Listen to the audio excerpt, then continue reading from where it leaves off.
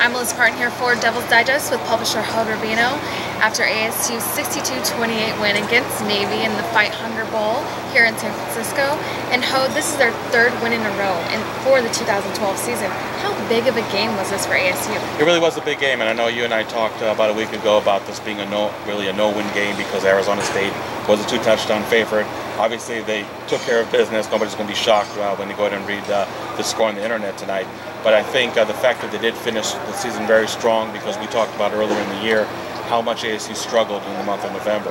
And when ASU went through that 4-game losing streak, everybody thought that this team, much like the team like last year, let alone years past, was going to go ahead and end on a very down note. So to go ahead and win the last 3 games, go ahead and win a bowl game, finish with eight-game win season, something you should not go ahead and just dismiss as a ho-hum season. It's definitely an accomplishment, and obviously when you do this under a first-year head coach with a first-year system with so many changes that this team has endured going back to last December, I think it's something that is more impressive than folks might give credit to.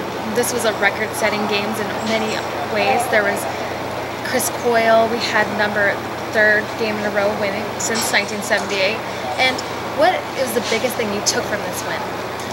What I took from this win, actually, I would say is the defense, because there was so much talk about the triple option offense of Navy and how much would it hurt ASU. How much would ASU go ahead and get used to it? How much can you go ahead and really learn that defense, trying to simulate it in practice, trying to go ahead and look at game film, and how can you go ahead and really take all those teachings and really apply it to the game film? You looked at the first quarter, Arizona State gave up 177 yards rushing, but their time of possession was probably 7 or 8 minutes, let alone the game was pretty much over in the first half. And I think that says a lot about how prepared this defense was. When you talk about the discipline and sticking to your assignments, that is really the key to go ahead and beat a triple option offense. Arizona State has done that in a masterful job. Obviously, they took advantage of being more athletic, being stronger than Navy, and that obviously goes and comes to play. But you look at all the points that they put up, and that's definitely impressive. I mean, Taylor Kelly, Rashad Ross, Chris Coyle, Marion Grice, who won Offensive MVP. The list goes on and on and on. But to me, more than anything, the game was won on defense, because you were able to go ahead and just establish early on to Navy that you're not going to run your bread and butter offense. You're not going to go ahead and exploit the aspect that if there's anything that's going to go ahead and give ASU a problem, it was going to be the triple option offense. And Arizona State really went ahead and thwarted that really early in the game. How big of a game is this, not only for ASU, but the Pac-12 conference itself? Well, Pac-12 right now is not doing too great in bowl games, so it's nice to see ASU go ahead and keep its honor, so to speak. And I know that Arizona State, maybe compared to other Pac-12 teams, has maybe played the weaker opponent, the weakest opponent, I should say, out of all the opponents out there. But it is good that Arizona State is able to go ahead and, like I said, defend the honor of the Pac-12, so to speak. But I think also maybe sending a little statement to the Pac-12 South next year, because as good as that year UCLA had, we saw what happened in the bowl game. I mean, I don't know if anybody's sold on that team to go ahead and carry the mantle of the Pac-12 South year in and year out. USC, they got a litany of problems. Maybe we could spend another half hour just talking about that. Utah and Colorado, I think the transition to the Pac-12 is much more rougher than even they thought it was going to be. And then you got a team like Arizona, which they did really have a good season, just like ASU did under a first-year head coach. But right now I think that there's really no dominant team out there in the Pac-12 South, and I think ASU, did send a message that maybe they will be a force to reckon in the Pac-12 South.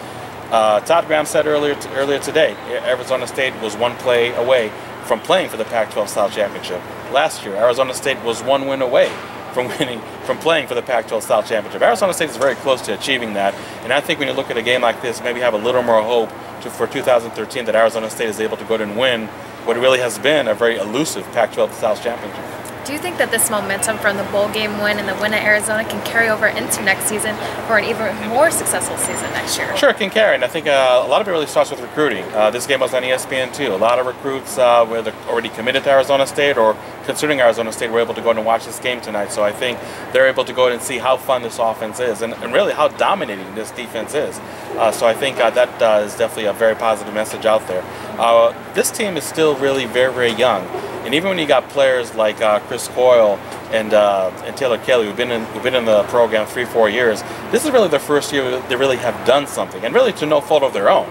They just basically had schemes or maybe better players ahead of them.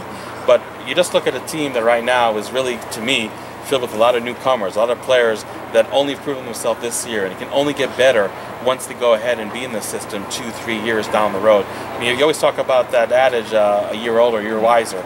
And as good as Arizona State was this year on both sides of the ball, I mean, to me, I expect more improvement. I expect to go ahead and see a better team in those aspects in 2013, because everything is going to go ahead and just come more natural to the teams. Because as an athlete, the biggest thing you want to do is to go ahead and achieve that point where you're not thinking, you're just playing.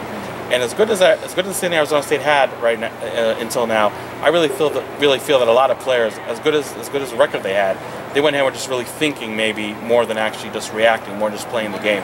2013, we'll see less and less on that, because we got players coming back next year, like Taylor Kelly, like Marion Grice, like DJ Foster, like Chris Coyle, and players on defense like Osani Urabur, linebacker Chris Young, and hopefully Will Sutton, which you talk about recruiting, that might be the biggest get in the recruiting class. All right, well, it's a great ending to this 2012 season, and we'll look forward to see what's happening next season. All right, for Devil's Digest, I'm Melissa Parton with Hode Rubino.